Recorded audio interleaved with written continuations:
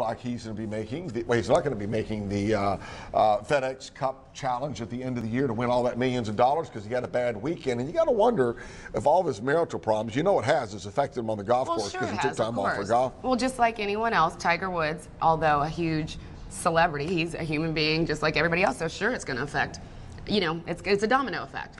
I mean, I'm not the expert, though. Well, you know who is? Dr. Eli is here. He is the expert. And yes. Dr. Eli, talking about Tiger, all these women came forward. He's divorced now from his wife. He's trying to move on with his life, but you know that cloud is over him because people look at him, they catcall him at certain events, you know, and just the pressure. Yeah. Well, I think there's a lot of things that are typical of Tiger's situation after a divorce, especially an infidelity leading to a divorce, or in his case, multiple infidelity. But there's also some specific things that are just unique to Tiger because of his high profile and his celebrity status. So number one would just be that all of this has been done in the public eye. It's tough enough when you end a marriage, and there's different aspects of ending a marriage. There's the financial divorce, which obviously we know he's paid a lot to end his divorce. Yes. There is the emotional part, which he's dealing with, and then just the whole idea of, you know, he's divorced Elin, but now he is still trying to wait to co-parent with her, and all in the public eye, trying to play professional golf. And this is the first time he's really faltered like this in public in his professional career, so it's tough.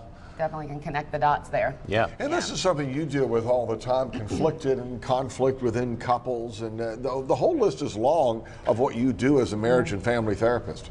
Right, and you bring up Tiger's situation around divorce. It's very common too for me to work with divorcing couples. So if you're out there and you're wondering, this relationship is coming to an end, but I am going to be a co-parent with this person for the rest of my life. So I have to work on some skills to communicate in the best interest of the child. As we've talked about, the single best predictor on how your kids are going to turn out is how you get on the same page, how you communicate, how you do the co-parenting. So Tiger's got to work on that. Regardless of the fact that him and Elin are no longer together. Because ultimately, that's the most important thing in all this, is to keep things as normal as possible for these kids after something like this. Right, and obviously he's going to have a harder time doing that, even though he has the financial resources to do that. But normal couples, too, that are getting divorced still have to think about, okay, how am I going to do this in the best interest of my child?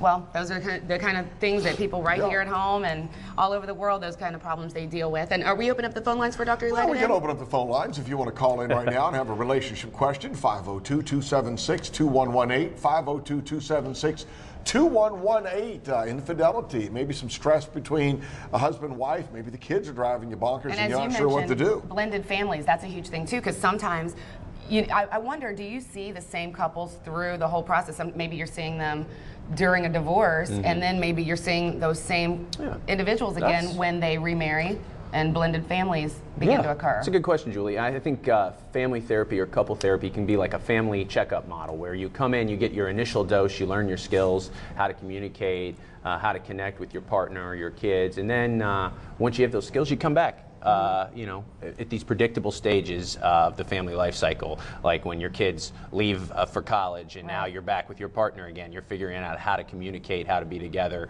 or after a loss or some type of trauma, you kind of come together, refocus on those skills. So I'll see people for a dose of like a couple months, and then I might see them a year later for a checkup. So it's a nice model to go through. Well, we're taking your phone calls, 502-276-2118, and we do take your email too, live at WBKI.TV. We have one in from Len, and you can also write confidentially, Dr. Eli, and he shares his emails when he gets permission. Here's one from Len in Louisville, Julie. Len says, I have recently begun a divorce proceedings with my wife. I'm seeking joint custody and have 2 children, girls ages 10 and 15. I'm not sure how they feel about all of this. Typically, what do girls this age worry about?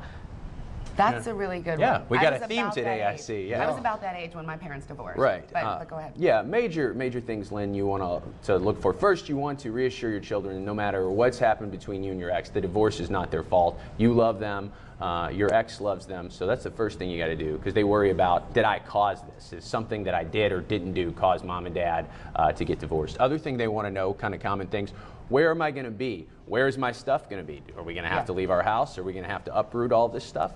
And also, another common thing is big holidays, events like that. How are we going to do that? Is it going to be awkward now? When am I going to be with mom? When am I going to be with dad? And the key is to be honest with them. And at 10 and 15, there's a big difference developmentally between a 10-year-old and a 15-year-old. But tell them enough, and obviously don't lie to them. But don't go into too much detail. Don't talk about the financial ramifications of divorce. Don't talk about any sensitive details, especially as we were talking about earlier, if there was infidelity or something like that. You know, be appropriate, but certainly don't lie to them and don't brush things How under do the rug. some kids handle it better than others? It seems like some kids just sort of really stress and go overboard and just don't know how to deal with it. Whether there's other kids out there who seem to adjust to it a lot faster. Right, resiliency. What types of resilient factors are there? I think if they have good resources, meaning friends, family members that can re-emphasize the fact that it's not their fault, they have a lot of love, they're involved in maybe activities in school, and their parents kind of get together. Their parents are on the same page, so the kids don't feel pulled in between, and that's really the way to do it.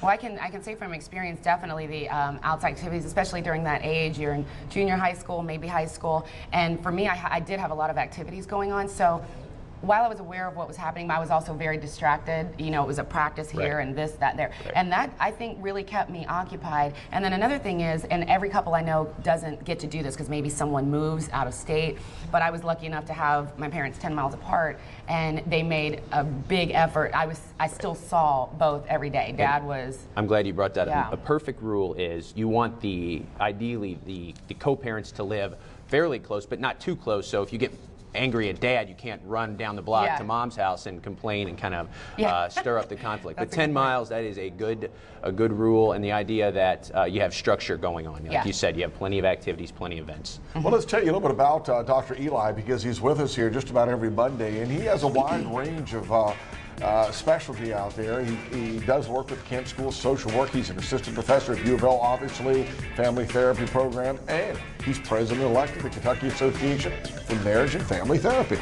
If you would like to reach out to Dr. Eli, give him a call at 749-8825. Also, you can log on to his website, elikaram.com, and you blog there as well. Yeah, blogs, you can find all of Dr. Eli's media appearances on there, so if you want more information on how to divorce the right way, how to co-parent for your kids, things to look for, if you're thinking about deepening your commitment to marriage, you can go on there and find all that useful information. And the first thing I can think is, to people out there that are listening, you know, I think sometimes people feel like, I've got this under control, I can do it myself, but it always helps to have, especially a professional, to bounce it off of. So give him a call. Good having you with us, Dr. Eli. Good to be here, guys. Starting off first this morning. Yes, absolutely. When we come back, Ken Safe, Ricky Jones, Kentucky and a Living. We'll be right back.